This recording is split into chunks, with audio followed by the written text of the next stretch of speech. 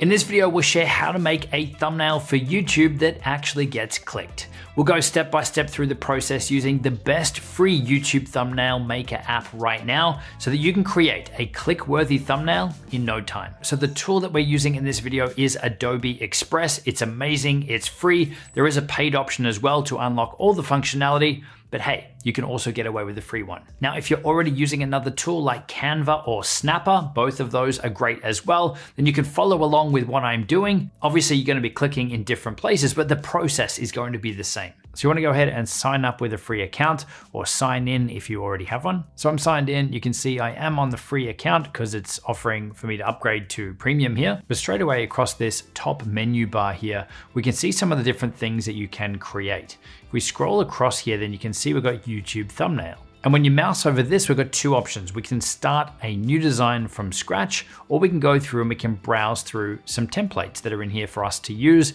and to customize up. So if we click on that, then straight away, if we scroll down here, we can see there's so many different designs and things that we can use either to customize up ourselves or to use as inspiration for our own designs. So let's say, for instance, this one here, if we click on it, then now it's fully customizable. We can pick stuff up, we can move it around, we can delete stuff, we can add our own images. Everything is really easy to modify and to change and make it our own. Now I'm just gonna go back out of this because we are gonna create something from scratch. So again, I could come over here to YouTube thumbnail and create from scratch, or you can come up here and you can choose custom size and you can type in the size manually. So I'm gonna go 1920 by 1080. And we're gonna go create a new file. And this now is our canvas area that we're gonna be working on. Over on the left-hand side here, we've got our main menu bar with the different tools and functionality and things in here. We've also got a secondary menu bar across the top. Now this one changes as you're in different areas and have different things selected, but this is the main area that we're gonna be working with. Now for the purposes of this video here, we're actually gonna be creating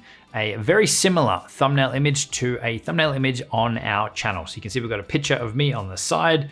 We've got this graph or chart image here. We've got some stars or space in the background, and we've got some big bold text on the side. So we're gonna create something very similar to this. So the first place I like to start is with the background. And there's a couple of different ways that we can do this. If we come over here to media, then we can upload photos, videos, audio, anything from our own computer. So if we already have a file that we want to use, we can upload that and use that. You'll also see here under media, there is a bunch of other assets that we can use in here too. Now there is a mix of free and paid things in here. You can see all the ones with this little crown down the bottom. Those are premium assets that you will need to be on the paid plan to use. But all of these without it, then you don't need to be. So we can come up here and we can search for space, and we can start to see that we get some space backgrounds here. This one here is free. This could work pretty well for us. We'll just scroll down and have a look at what else is in here, but I think this could work well. Here's another option here. Yeah, I think I like the first one. So let's just select this one. Let's delete the second one. With this first one here, then let's scale it up so that it actually fits in the background here of our image. Now it is very dark, obviously it's space, but we can customize this up a little bit. So if we come down here with this selected, we come down to effects, then you can see we've got the ability here to change up the colors a little bit on this. So you can see that if we click on some of these different colors here, it's applying that straight away to that image. Now these are probably a bit bright. These darker ones down here aren't too bad, I'm just changing the color. But we can come over here to custom, and then we get to change the colors on the shadows area and the highlights area. So the highlights, I'm happy to leave this here as a white or as a bright color, maybe even a light blue. And for the shadows, instead of them being black, maybe we will swap that to, let's go more colors, like a dark blue, maybe a little darker. So we want to come up here to custom, and then we can choose a darker color down here. Yeah, something like that looks pretty good. And then we can close out of this. So I'm happy with that background. Now it is worth noting that if you weren't able to find what you needed in under the media area here, and you didn't have an image to upload, there's also an amazing AI text to image feature in here as well, where we can just click on this. We can then type in what we want the Adobe AI to create for us, maybe a shooting star. We can also specify the content type here as well. And you can then see the different types of images that are generated for you purely using AI. Now I'm gonna go ahead and remove this because it's not a fit for what we're creating here right now, but I did want to show off that awesome feature. Next, we'll go ahead and we'll upload the image of me that we're gonna put on the right-hand side here. So we're gonna go to media, we're going to upload from device. Got this image here, Justin. And you can see just how fast that is to upload. Now from here, we can pick this up, we can move it around, we can scale it up. So we're gonna want it around here somewhere, maybe a little bit bigger, something like this. But obviously we want the background removed. So with this image selected, we can come over here to remove background, and it's gone ahead and it's cropped that out for us. Now there is a little warning down the bottom here that said that the background removal feature is free for a limited time. So right now, this is a free thing. It's actually been free for quite a while, but if you're watching this and they've removed that feature for free and you're not willing to jump on their paid plan, I mean, hey, that would be a good reason to jump on their paid plan. I'll have linked in the description below some other ways that you can easily remove the background from your photos for you. All right, so we've got this image here now. We're going to move it off to the side a little bit more. Maybe we'll scale it up a bit, something like this, and we will make this look a bit better very soon. But next we're gonna go ahead and add in our text. So I wanna come over here to text. Now we can again go through these presets, find something that we like and bring it in and customize it up, or we can create something purely from scratch. So I'm just gonna come up here, add to text. I'm gonna select this and we're gonna type in, our first word was revive. Now, if I select this, then we can customize it up. So I'm going to choose our font. Let's choose Oswald Bold. That's what we use at Primal Video. Now I want to change the color to white. So we'll come down here to fill. Let's choose white. The other thing we will do is we'll close up the letter spacing between each of these. So if we hit on this little button here, text spacing, then we can adjust the letter spacing here to bring it a little bit closer together, something like that. Okay, so we've got our first word. Let's bring this up here. Now to save us creating this again from scratch, we can duplicate it. So we can just right click on it and choose duplicate, and we have another exact replica of it. So our next one here is going to be dead. Let's duplicate this again, channel. And for this, we really want the word dead to stand out. So let's make this much bigger. So we could just select it and we could increase it manually here. We could type in the amount. Let's say that we want it around maybe 300. Let's see what that looks like. Or we can just come over here and use these little controls here on the side of the box and drag it up to where we want it. Maybe something like that. Now for this word, we're gonna change the color on it so that it stands out. And for this, I'm gonna pick a blue like our Primal Video blue. And then let's move these around a little bit. Okay, something like that. Now if we preview our original YouTube thumbnail here, I've used a different image, but it's not a problem. We can see that we've had this line chart graph thing here. Also, we've got like a lens flare or a bright spot here that's been added. And we've also got these extra circles down the bottom here, just as an extra graphic element. So we'll go ahead and add those now. So we're gonna create that line graph thing here next.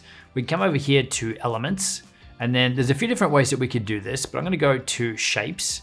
Now we could just create a rectangle shape, squash it down to the size that we want, or we can come up here and just search for line. And you can see here, we have a graphic here that is a line that if we click on, it's gonna add it straight to our scene, and we can customize this up. So let's change the border to our yellow. Okay, something like that. We can increase the border thickness here, maybe something like that. And then all we need to do is adjust the length of this and the position of it to where we want it. So maybe we'll start at about here. Let's duplicate that. Let's rotate it. It doesn't matter if this doesn't line up perfect. Now you can use the arrow keys on the keyboard if you want greater precision when you're dragging things around or moving things around. Okay, so that's looking pretty good so far. Now we're gonna go ahead and add in the little circles at each one of these intersections. So again, we'll come over here to elements. Let's choose shapes. We've got circles here. So I'm just gonna select on one of these. Let's move it over here. Let's change the color to white. Let's make it smaller and let's move it where we want it. And then we're gonna go through the same process of duplicating it and covering up each of these intersection points. Okay, it's coming along now. Now, each of these different layers, you can see that as we put our mouse over them, it's gonna highlight what's actually in that layer. And you can see now that we've added quite a lot of different layers here, that it could be easy for us to click and accidentally move or drag something without intending to do that. We can also see over the side here that each one of these elements is its own individual layer. But what we can actually do is group some of these layers together so that they are locked or stuck together. So let's go ahead and just draw out a box around all of these things. And then I want to deselect everything that's not related to this graphic here that we've just made. So I can hold down Shift and I can click on something to deselect it. So I'm going to deselect this text here. and also the background image. So that all that we're left with now that is selected is these yellow lines and the circles. And then I just need to right click and we can choose group. So now we see that all 16 here layers are all grouped into one. So I can just pick this up, I can move it around if we need to, and it just makes it much easier to manage all of the different elements in one place. We can even scale this up and down if we needed to. Okay, so it's coming along now. A few extra little pieces we still need to do. Let's come over here to media, under photos, and let's search for light flare. So we can get that little graphic behind this here. Again, you'll see we've got a mix of premium or paid and free, but something like this one could work really well. So let's pick this one. Now you can see it's brought in the light flare here, but it's also got the black in the background. So with this selected, we can come down here to blend and let's set this to screen. And you can see that's removed that background there for us now. So we can pick this up, we can move it here on top of my finger. Maybe we'll make this a bit smaller. And that's looking pretty good. I mean, we can dial this in further if we'd like. We could select on that lens flare again. We could come down here to adjustments and we could adjust or color correct that lens flare, or that light flare there.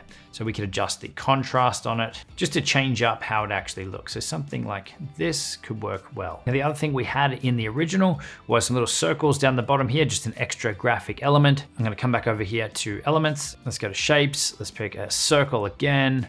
Let's switch it to our blue. So we'll change the fill. We can grab this eyedropper here and pick our color blue. And now we just want to scale this down. Let's move it down here. And then we just go through that same process of duplicating again.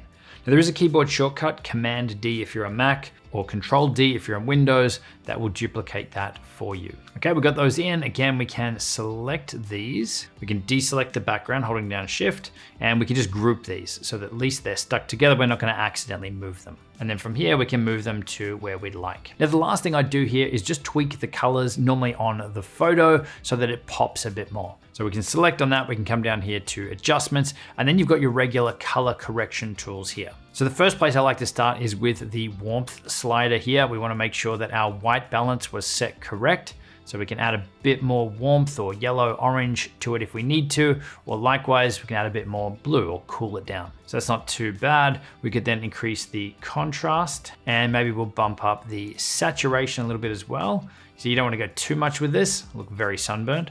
But we're just going to amplify the colors a little bit here. Now, the last thing you could do is, depending on your photo, you might want to add a little bit of sharpness just to add a little bit more detail. Again, like you don't want to add too much, but it just crispens up the image a little bit here. Something like that. So now that we've got our thumbnail image created, we want to go ahead and download it. So we can hit download up here. We then get to choose our file format, and you want to use either PNG or JPEG. In this case, I'm just going to run with JPEG. I'm going to choose download. That file is now saved on our computer. And then if we head over to YouTube, we come up to our YouTube studio area. We can then choose content. Let's go and find the video that we want to add it to. I'm just going to pick this one here. We scroll down to where it says thumbnail, and we can then choose change or upload, and we can then pick our new file from there. So there we have it. That's how easy it is to create an amazing looking thumbnail image quickly and easily. Now that you've got your thumbnail images sorted, if you're looking to create an amazing banner image for your YouTube channel, then check out the video linked on screen. If you want to learn how to get to 1,000 subscribers fast, that video is also on screen. And as always, there's a bunch of resources and tools designed to help you, all linked in the description box below. I'll see you in the next video.